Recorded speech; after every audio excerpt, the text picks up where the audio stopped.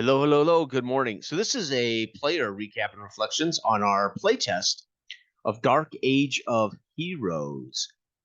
Sam, Chalice and Chains, had an idea to try using our system and our game for a superheroes game, and kind of dropped that hint to us a couple of weeks ago. And a week or so, or 3 or 4 days ago, I wrote him and said, "Are you still wanting to do that?" And he said, "Yes."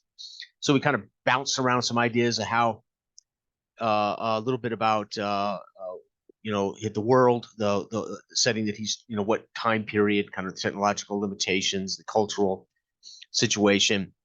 He provided that, and then he provided kind of how he wanted powers to be utilized to some degree. And I immediately created a character just off of his setting, and I had set my character up to be a suit gadget guy. So his mind was his real power, in that he had high intellect, tech genius, and he had created a suit that let him distort light or utilize darkness or light, known as the shadow. Long story short, uh, I changed that to a power. He actually has been affected. His cellular genetic makeup has been affected where he can distort and control light as an actual superpower. And his suit just gives him a wingsuit so he can glide down from heights, and a voice modulator so he can change his voice to sound like it, and to translate languages and speak in other languages. So that's the extent. So superpower is he can manipulate as a shadow light to some degree. That's it. I mean, so really no super strength, no super whatever speed, nothing like that. So we kind of ironed out some of that in not a session zero, but just in Discord. And it's another thing that's great about Discord. It's a chance to kind of have that ongoing session zero. So when we actually set a schedule to be together as human beings live, we don't have to spend that time on a session zero. We get to spend that time doing what we want to do, which is play role playing. So great, great. And I had never really thought about of all the genres we're working on, because I'm working on noir, Age of Man, which would be basically the 1930s, 40s kind of investigation, and Space Age of Man. And Dell is, I think, damn near completed Dawn of Man, which is kind of a Paleolithic version of our game. But it never really, because I'm not a superheroes gamer and I'm not really into superheroes in general, although I do appreciate Batman and superheroes. It never really crossed my mind to think about making a superheroes game. But uh, my experience in the Final Chronicles that Sam ran for us in Dark Age of Man, there were some moments in that I thought, holy cow, this could do superheroes, I think.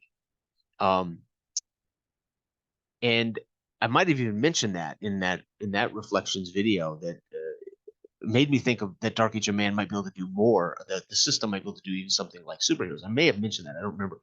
But either way, it sparked Sam to say, I'd love to try a superheroes game. And so, poof, here we are. So, with all that said, this will be a recap of the session. I almost don't want to recap it, because I will say this about Dark Age of Man and our live APs.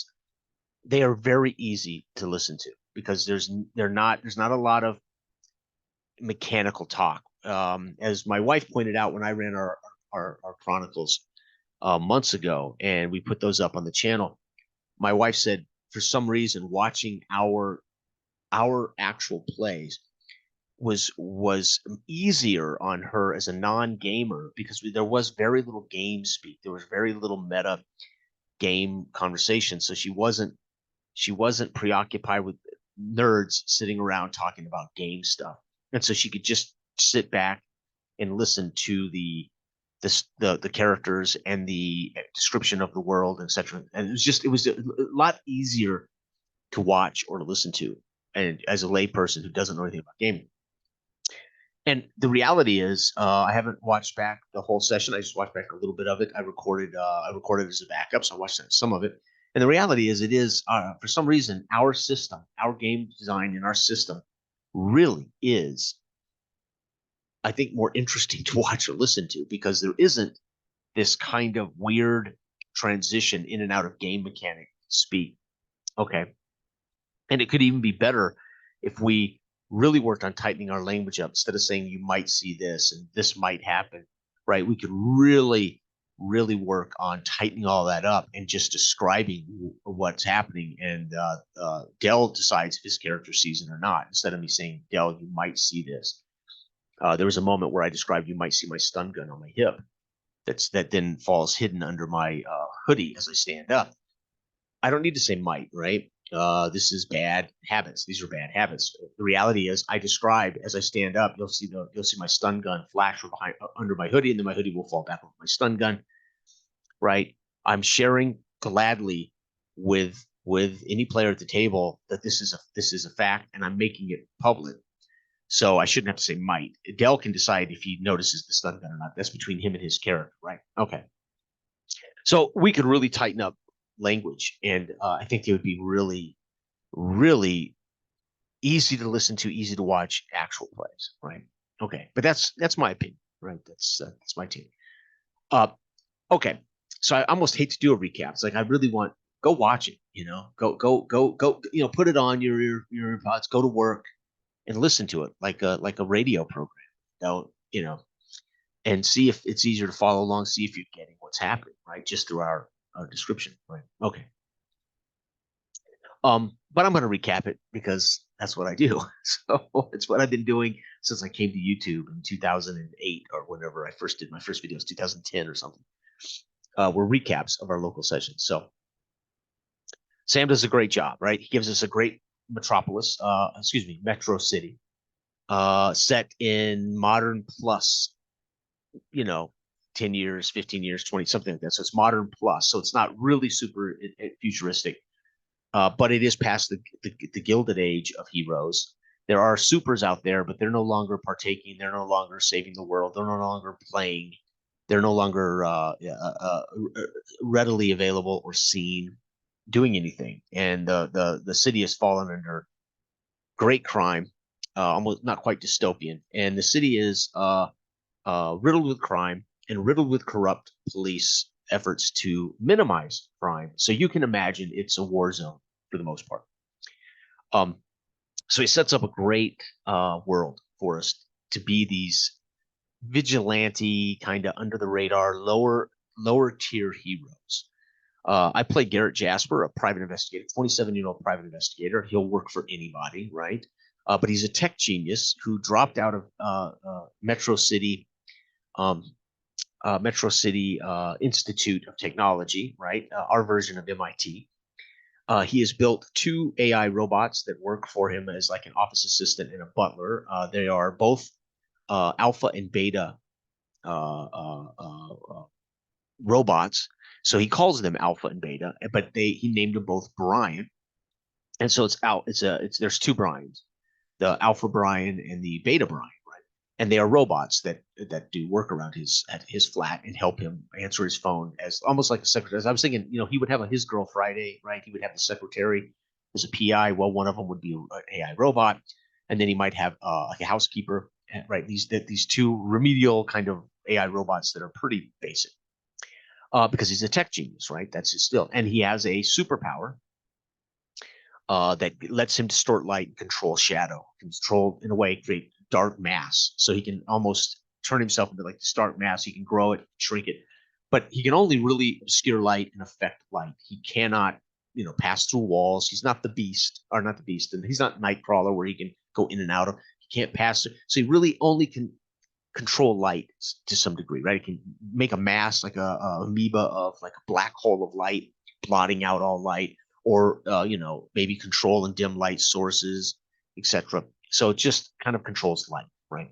And he calls himself Monster's Shadow because he generally puts himself in front of criminals on the street as this black shadow, 6'5" monster with a voice modulator that has a demonic voice that's supposed to, scare muggers and troublemakers. And uses the stun gun and zip ties to restrain bad guys. So he might use a stun gun, which wouldn't kill anybody; it would just reduce them to being immobile or unconscious.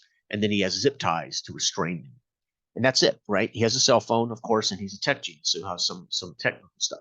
But he does have an actual DNA cellular level superpower, this ability to deal with light, right? Okay, and that's it. So he's 5'8", scientist, a 27-year-old scientist. Okay. Dell is playing I still don't know exactly his total, but I'm assuming he's immortal, as they've described some things. Cursed immortal. Dell said enough in our post session that I'm kind of getting the feeling that he's a post immortal, right? Excuse me, a cursed immortal. But anyway, he's an older gentleman. He's somewhat refined. He is has a museum of antiques, firearm antiques, and mugs. He is his particular superpower is this, I think, cursed immortal status. But he utilizes technology, like a monocle becomes his targeting reticule for his his antique cane rifle, a ball. It's a ball shot rifle, and he's missing an eye, and he'll use from his eye will be a ball shot, and then he can put in his fake eye, and again use it as a ball shot. So he basically is storing the ball that he would use for his ball shot rifle is his fake eye. So he's putting bullets in his eye, for the lack of a better. Okay. His name is Caliber. His borrowed name in history is Henri Gustave, which is a shortened version of the man that invented the actual rifle, ball shot rifle, in 1826. But he doesn't use the full name. He uses Henri Gustave as a stolen name. Who knows what his real name was? And then his superhero name is Caliber. And Dell's character has some money, a mansion, a butler, a car. So again, he's been around a long time. Maybe has some wealth amassed, right? Okay. And my character start the game with my character also has a friend, Sarah, a journalist, an investigative journalist, who's in a way in our session 0 Discord chat. Sam sets her up as someone that's somewhat maybe got a crush on my character. And my character is in a way oblivious to that. He's hiding his identity of the superhero. My character writes a very popular blog called My Life with the Bryans, and he shares all of his nerd observations about nerd things, but also writes stories about the monster shadow thwarting crime. But he fictionalizes it enough that people couldn't put two and two together. That these are real stories. He fictionalized enough they wouldn't recognize this actually happened on the south side of Metro City a week ago, right?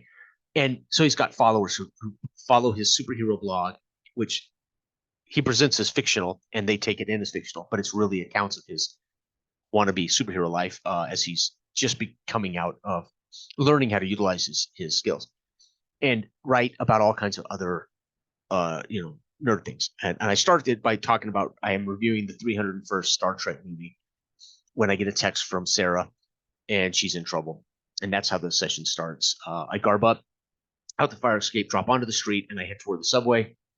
Meanwhile, listening to music. And so during the session, I would announce what song comes up on my playlist. As I would move through the session, I marked time in the session by announcing a new song would start in my headphones. I would either stop the playlist when we were in dialogue, or I would turn the volume down in dialogue. But then I would talk about how I would turn it up to blot out noise, and I would focus on the fight versus things like that. So I use this kind of music to as part of my character's an extension of my character's personality. Okay, and so I announced what I was listening to, which would be considered old classics at this point in history, right? These are classic songs. Anyway, so and I marked the time by changing, announced the song would change, right? So it's kind of how I was marking time and marking in a way the attitude or emotion of my character. That this song came on kind of invokes a particular attitude my character might have, right? Or emotion that he might be feeling about this moment, right? Okay. So I used that as just another character prompt, way to express my character. Okay. Gets on the subway. On the way to the subway, finds two Metro City cops harassing minority couple, a Spanish minority couple. An older woman and a younger man, and they're harassing them. And so I change it into the shadow form in the subway. I voice modulate in Spanish and told them to, you'll be okay, run to protect these Spanish minorities from these cops that are getting abusive. And then I change the voice modulator back into the demonic voice. I reappear. I shrink my shadow down, reappear behind them as a giant shadow, and take advantage of that to stun gun the female cop as she has her pistol drawn and grab away from her with a critical roll. So I had a critical success, which allowed me to stun her, but also pull the gun away from her, took her gun away from her. So she no longer has her weapon. She drops to the ground. The other police officer is in response to the boy fighting with the boy. The boy eventually sees and notices that I kind of flicker on and off. He sees that, that I'm not a demon, and he coaxes his mother to run with him. So they do get away. And the police officer falls into the subway tracks. I can hear the the train coming. So I drop down into there, try to pick him up and get him off. I cannot, unfortunately, achieve that, but I'm able to, with my demonic black void and voice, tell him to run, get out of here. And he does manage to escape up onto the platform. I barely make the jump to escape the train, and he helps me up. So instead of me making this heroic jump out of the way of the train, I failed the roll. Basically, it's a minor success in that the cop has to pull me up. Well, the cop, though, because of this, sees me kind of flash in and out of this shadow form, right? So he gets a glimpse that I am just a guy. And while I take advantage of this kind of train zipping by or coming to a stop, and the police officer being knocked back, pulling me up, I change back completely into my normal form, and I kind of dust myself off and act like nothing, that I was just, thank you for saving me. The doors open. I slip in there quickly as the cop is still trying to work out, were you this shadow thing or were you not? As my identity might have been exposed. Doors shut, and I start a new song, sit down, and I text her I'm on my way, right?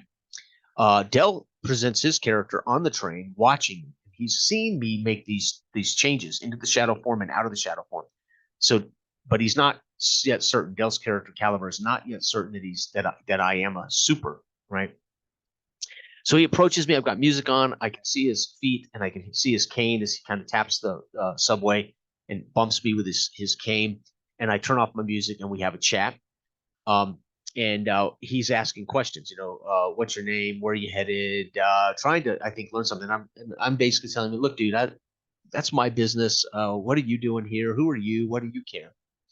Meanwhile, while this is happening, we hear that we're at 32nd Street. And I'm trying to get to 33rd Street, and we hear that chime up. And between 32nd Street or 31st Street and 32nd Street, bombs go off, stopping the train dead, derailing it to some degree, and bringing the lights, knocking out windows, blowing off the lights. The emergency lights come on.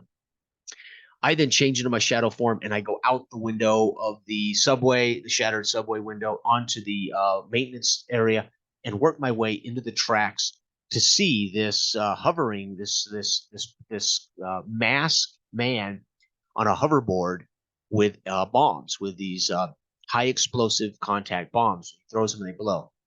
And he is waylaid the 32nd subway terminal, and he is knocked this train off the tracks, and he is throwing these bombs about while there's chaos. And Dell's character rights himself, climbs up. He takes I'm a little fatigued from this event. Dell's character is fatigued as he takes a knock on the head, and he follows me out, and he's kind of following this this black amalgamous thing out, so he can kind of see how I'm moving through the darkness as a very dark void. So he's got an idea. And he pops out his eye. He begins to methodically, Dell describes his greatest. He's like, you can imagine he's like limping along with his cane, and then he's kind of not limping, and he's pulling up, taking his time, turning his cane into his rifle, popping out loading it, and taking steady aim, very calm, you can almost see this in slow motion as Dell describes his characters pulling up the weapon, loading the weapon, and the reticule, and he has to kind of pull the monocle to zoom it in. But my black void is obscuring the light, so he can't really see much. He could see it before my form filled up the whole subway. He got a glimpse of this guy on this flying hoverboard, basically with these bombs. But outside of that, he's got to work through in a way I've created a level of blindness for him in blocking out the light in front of him. and he gets off a shot, hits the actual rocket on the guy's back, the backpack rocket, basically, and puts a hole in it. He then pitches a bomb at Dell's character, knocking Dell bandy and catching his duster on fire. Dell does a great job describing how he takes the duster off and bashes it out and leaves it there. He's no longer wearing his duster now as it's caught fire. So Dell does this brilliant job describing all these things that are character, right? And they're character because Dell says, "I don't want anyone to see me on fire." That that's important, right? Dell's saying that his character cares about appearances, right? So these subtle ways Dell cues us that it matters, not that he just got affected by collateral damage from this bomb, but that he doesn't want anyone to see him on fire. So he takes his duster off, leaves it smoldering there, while he continues to try to, take aim. And my character, on the other hand, is speaking to him, saying, "Hey, you picked the wrong day to do this," and I'm using my demonic voice, and I'm trying to blind him. And I tried to leap for his feet or his hoverboard, and I had a catastrophic fail, which was represented by me taking another wound. I think it was another wound. I can't remember exactly now with the catastrophic. But ultimately, what it did was it caused him to spin around, which affected Dell's next shot in a negative way, which Dell missed. Meanwhile, prior to this, as I was approaching him, there were people down the further in the subway tunnel firing at him. These must have been gangsters or cops, and he flung a bomb down their direction, and the gunfire stopped. So either he scared all those people away, or his bomb dispatched those gangsters, those thugs that were firing at him. Okay. I then attempt to blind him, grow my form and blind him completely, making it more difficult for him to function and hopefully make it easier for me to get a hold of him. Meanwhile, he then manifests himself and tells us he's Firebrand, and he manifests himself as this giant fireball of light that kind of snuffs out in my catastrophic failure. This is my critical fail. His fire, like his manifestation of his ability of like the fireball, kind of is smothering my black void. That's kind of how the critical failure was seen. And so my black void was, but what it did was it blinded Dell, but it also gave Dell a line of sight, and he was able to shoot him in the side with his second shot. And he grabs for it. His ball of light shrinks as my void grows. He holds his side, and then he tells us we will rue the day, and you won't remember the name Firebrand. I'll get you. And he takes off. He escapes. Dell and I then meet formally. He never tells me his name, but I tell him I'm Garrett. I give him my business card, which is a QRC code. It's just a business card with a QRC code that he can't read without his phone or a smartphone or whatever. He pockets it, and he gives me a card. It's just a phone number, a straight old school phone number, but no name or anything. So I have that card. And we agree to go our separate ways. He goes over and picks up his old duster, and I, at that point, am out of the tunnel as I get a text from Sarah saying, hey, if you care about your girlfriend, you will come here. And so I panicked. I was going to investigate, try to find bomb fragments. So I started an investigation to pick up bomb fragments so I could collect evidence against this guy. But I get a text that tells me Sarah is in dire trouble via a third party. So I disband the collection of evidence and I sprint for 33rd Main, which is where she's supposed to meet me. When I get there, we're now a kind of an antiques museum district. It's higher up in upscale. It is protected by really a paramilitary security force more than the Metro City Police. So this would be like a security force that's paid well by the tenants of these and business owners of these museums and theaters, etc. So we're in a really nice, ritzy part of town. There's a motorcycle parked in the street, and there's another car parked down a little ways away. Dell, on the other hand, has called his butler Bartholomew to come pick him up in the limousine, and he's waiting for on 32nd Street, waiting to be picked up by his butler. I am now moving toward 33rd Main. I see the motorcycle. I feel to see if the motorcycle is warm. If the engine's warm, it's cold, so it's been here a while. There's another car down, and I get a text again saying, "Leave the motorcycle alone. You need to You need to come here and do as you're told, or your girlfriend will pay the price. And it flickers a light in a museum. It's the War History Museum or something, I believe, Sam said. And that's to indicate that's the door it wants me to go, and so he flicks the light. So I look over and I immediately call Dell, and I tell him, listen, if you meant you wanted to help me, now's the time. I'm headed over to the War History Museum. That's where you'll find me. And I hang up the phone. So Dell answers and gets this information, and I hang up the phone and I'm headed across the street. I get another buzz, and it is this person who's hacked my phone saying, "Who did you call?" And I said, "Well, I called to order a pizza," and I tried to deflect who I called, but now I know he's infiltrated my phone. He's got access. So I do a mind check to pull up an app of an app on the phone that I devised to circumvent any security breaches, and that's when I am able to text Dell exactly what location I'm going into, free of this spy, so to speak. But I now know my phone is compromised, and I've used an app to allow me to text Dell to tell him exactly what location I was going to. Because at the time I called him, I didn't know exactly which building I was going into. So I approach the building. I go in. I see the setup, and I head down the hall as the lights flicker to light my way. So the lights will come on and flicker to let me know this is the direction to go. So I'm headed down a hall, and I come to a door that says authorized personnel only, and I choose just to stand there. I don't go through it. And my excuse will be if he writes me to say, why aren't you here? I can say, well, the door says authorized personnel only. So I wasn't going to go into that door.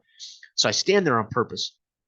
And this makes a nice chance change over to Dell. And Sam brings Dell into the scene here. And Dell, of course, approaches on foot, tells his butler to meet him on 33rd Street, at the appropriate location that's predetermined. And Dell gets in, or actually, I think he's in the car at the time. He launches before he gets out of the car a drone, right? So Dell's using his tech now. So he's got a drone. The drone has heat sensing, and he's using it to scout the building while he gets out, tells his butler to go park in the appropriate location, predetermined location. And Dell is getting his, monocle going, etc. Crosses the street, can see through his monocle that there are 4 warm bodies in the building structure itself. Cannot look through the windows because they're blocked out with some kind of tech that blocks out looking through the windows. But he can get the heat signatures of 4 people, and transitions back to me by telling Del Latel that one of the 2 of the 4 turn into one large one as they're moved, and then describes how the door pops open and some big bodyguard grabs me and pulls me into the room, manhandles my character into the room, which Dell sees as 2 heat signatures. There is a punk in a bowler hat trying to look dapper and more sophisticated, but he basically is just a thug. Little guy, smaller than me, as he describes. Sarah, tied to a chair with tape over her mouth that is hanging loose. They've taken it off so she can speak. Disheveled and scared. And this bodyguard with a weapon in his hand. Meanwhile, Dell is coming into the building, and he sneaks up to the door, and he's listening at the door to hear this dialogue. This guy asked me to take a device and to activate the device because I'm a tech genius. If I don't do so, Sarah will pay the price. So I better do what I'm told. I tell him, well, first of all, she's not my girlfriend because this is a big part of my character, right? My character's in a way in denial that she's got a crush on him or that there might be something between us. So I'm very careful. The first thing I say is, first off, Sarah's not my girlfriend, right? She's a friend. So I make that clear, right? As my character. And then I said, well, let me see the device and I'll see what I can do. I'm able to tell that it's an old war device that's, when activated, is very, very dangerous. Can use some form of energy to warp cells and DNA. And I said that this is similar to the device that helped make me into a superhero. A device like this that I was working on at MCIT backfired on me and changed my cellular and genetic code that I ended up with a superpower of manipulating light, darkness, and light. So I recognized the old tech, but it's a weapon. It's not exactly like the device that turned me into a superhero, but it's a weapon. So I try to buy time. Well, I'm going to have to hack it with my phone. And so I go about doing that as Dell now has rolled a flashbang under the door and is prepared for this flashbang to go off. Because I pull up my phone, the man in the derby pulls up his phone and sees that there is a breach in security as he sees Dell on camera outside the door. So he's able to warn the bodyguard. The bodyguard heads over to the door, steps on the flashbang before it can go off. Dell fells it's a critical failure on the distribution of the flashbang. So that's described as it doesn't go off immediately, and this guy ends up stepping on it and crushing it. So it never goes off. This little ball, this little flashbang of light. Meanwhile, Dell simultaneously rolled the ball and kicked the door open. So he expected a flashbang to go off to give him some a split second advantage on these guys. Well, it doesn't go off. He ends up grabbed by the bodyguard. He then makes a critical success roll, kneeing him in the balls as my character's backing away, trying to figure out how I can use my phone to make sure this device is inactive. And I find out the device is inactive, but I know how to make it active. That I don't want to do. When I know that it's safely inactive and clearly he needs me to activate it, I use it as a weapon and I fling it at the bowler, the man in the bowler. He's drawing a weapon and takes the thing on the head, knocking him a little bit confused. And that's when I change into the shadow. I blot out all light sources in the room, effectively blinding everyone in the room. And I go to work and I turn my voice modulator on and play Tom Waits, actually, where everyone can hear it. So my voice modulator creates this loud voice. I can translate languages so I can hear it and understand it, and I can also speak back and translate. So if somebody's speaking to me in Japanese, I can use my voice modulator to understand it. But when I speak to them, it will change me into. But I can change it into this loud demonic voice. Well, instead of the large demonic voice, I turn my playlist to Tom Waits, and I'm playing at deafening levels, or at 90 decibels, in this small office, blotted out of all light. Tom Waits. So all they can hear is Tom Waits, and they can't see anything. I'm then working to untie Sarah, and I'm whispering to Sarah, "You're going to be okay." So she now knows I'm a superhero. She now has witnessed that I am. My identity with Sarah is now compromised. My superhero ability. But I'm untying her while Dell is trying to dive in the dark toward the bowler hat guy. He ends up hurt and falling on the floor. The bowler hat gentleman trips over him, and it's a bit of chaos. The man in the bowler hat ultimately gets up and is able to escape through the doors down the hall. We let him go. The big muscle-bound bodyguard is still writhing on the floor with a critical wound to his nether regions. And once we're safe, I've got her free. I'm walking her out. I discontinue my shadow form, and we all walk out to the street. Dell in tow, picking up his weapons and his equipment that he's had to kind of set aside. And we get out into the street. And he said, "Do you need a ride?" I said, "You're damn straight I do." He calls his butler.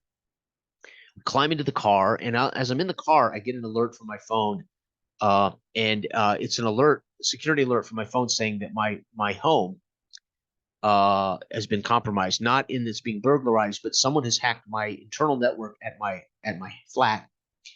Therefore, they know where I live. Right, whoever this source is, they may not be at the place, but they know it's my home, it's my headquarters. So I send out a code 611 to the Alpha and Beta Bryans, and I tell them this is 611, which is a code that we must pack up everything, leave all devices, and we will have to find a new headquarters. So curtains draw, basically, with us driving away in Dell's character Caliber's limo, with Sarah, myself. She smacks me, by the way. Once we get outside, she smacks me and says, "How dare you not tell me you're a superhero?" We get into the car. This transpires. Dell issues orders to Bartholomew to take us to the manse, and I send the code to the two Brian droids to pack all of the hard stuff up, leave and we need to find a new home. And for the most part, Caliber has said you can stay with me. So you can imagine if we play session 2, we will all be residing in his mansion. And there you have it. That was our Dark Age of Heroes first ever playtest of our Dark Age of Man system as a superheroes game. And holy cow, it was incredibly fun. Loved it. I'll gladly do it again. We had a great post-mortem conversation about the system and about superpowers and how the game could, with our checks and balances, and how the game works, how it can work.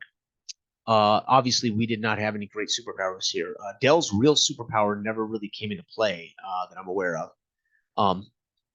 And my superpower, of course, just basically manipulates light. In a way I can create utter darkness, I can manipulate.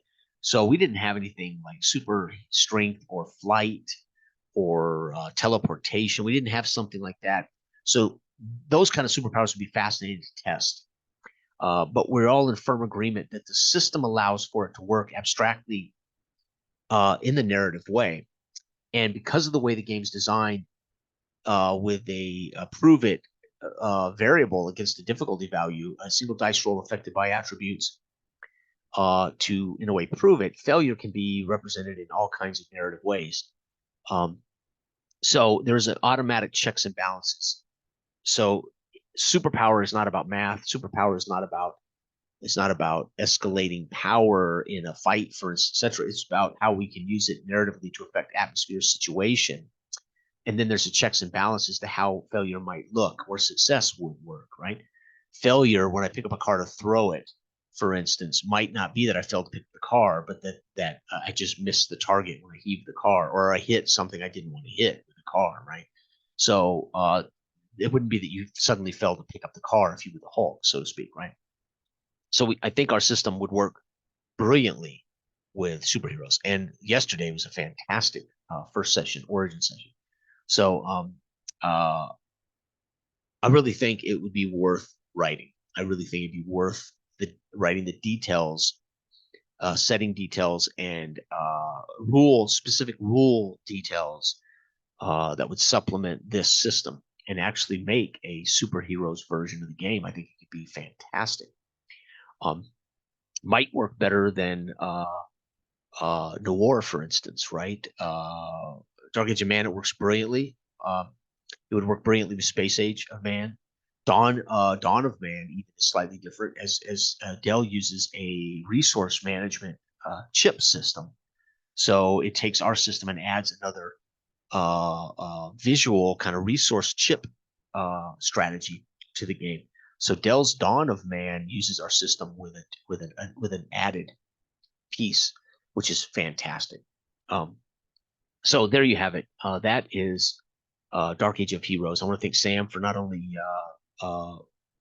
thinking about it, but then offering to run something, and then of course we're able to get it done pretty quickly.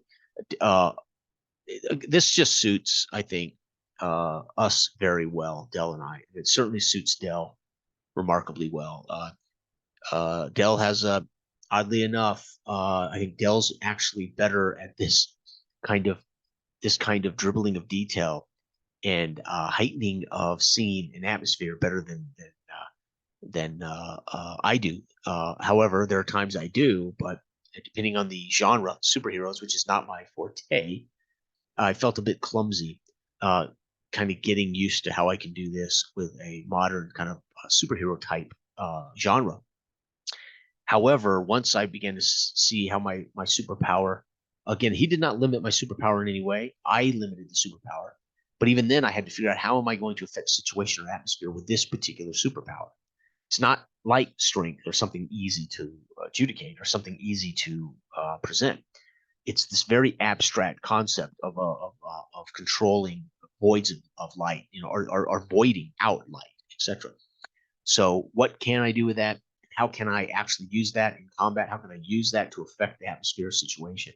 So it took me a minute even to understand my own superpower, which feels like an origin game. So as a origin session of introducing these heroes that we don't really know, at the same time, I'm kind of discovering how I can use my powers. So it felt very much like an origins game. Not like we're telling Spider-Man's origin. I'm actually learning my superpowers. I'm learning how I can affect play with them. So it's really a brilliant system for people to actually start a character as a burgeoning hero, and they're figuring out as we play what their powers are. And then eventually, after session 6, you're a veteran superhero who has a pretty good grasp on how all your powers work, how your one power can work. And Sam kind of pre-session said, pick one power, right? You don't have X-ray vision and this and this and this. We had some tech stuff because it's the future, and that was fine. Those are supplemental materials that allow us to engage and create. So having the drone becomes a tool that helps Dell understand and communicate with the GM what the situation is, so he can be a hero. We have to get information through meta, or we have to get information through play.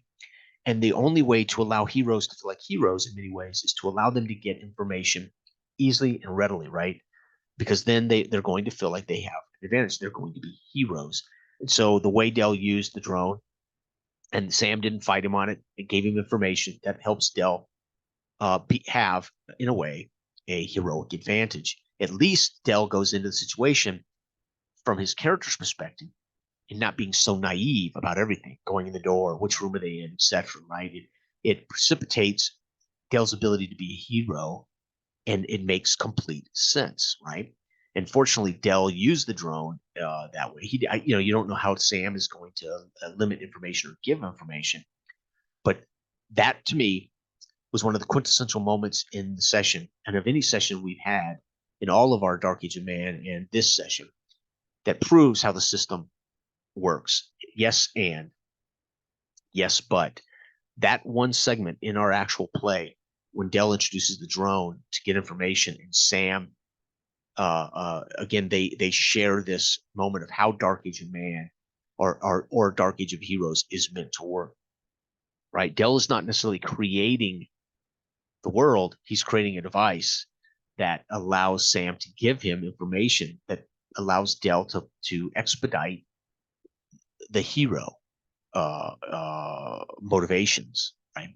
So games that allow you to create, depending on what they allow you to create and how they allow you to create, can ruin a game for many people, right? A lot of people don't want to play games where they get to create some of the fiction because they feel like they're writing it, or it breaks this mystery, breaks this sense that they're up against something. But if done in a particular way and done with certain limitations, it allows them to actually be the character they are. And many games do this mechanically, by the way, right? Starfinder. You'll make a character. I think you can make a cyborg character that has a drone. So uh, Starfinder actually defines what your little drone can and cannot do. But what that does is it gives you an advantage as a player character, as a hero in Starfinder, or as a want to be hero, whatever. I mean, the player characters are always considered generally above the minion NPCs of the world, right? I think we'll all admit that you don't play D&D to be, you know, fifth edition assumes you could be Aragorn as thing goes, right? But you at least start with some sense that you're better than the average sword wielder, right? So that was a great moment of how that can work, right? When I use my phone to bypass the hack, right? I might have to make a mind check to prove it, right? When I say, okay, I'm going to use my phone, I'm going to pull up the app that lets me bypass this guy's hacked my phone so I can send a text to Dell. He won't know what I'm doing, right? It's a mind check. It's a mind check, and if I fail that, then okay, maybe this damn thing has blocked out all of my apps, right? But if I make the mind check, then it's true. I'm able to pull up an app that circumvents this hack from my phone so I can send a text to Dell. It is so fluid and so, as Dell likes to say, intuitive.